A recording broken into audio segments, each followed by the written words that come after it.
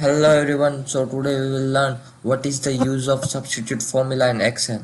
So we have given with some phone numbers, and in between phone numbers we have given dash. So we need to remove that dash. So for that we will use substitute formula, that you can write like equal to substitute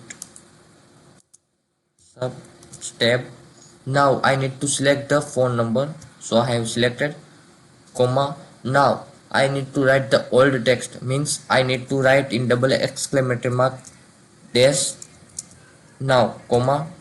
Now I want that this dash should not come in my phone number, so I will write in double exclamatory marks, and I will keep blank in double exclamatory mark so that this date get removed and space come.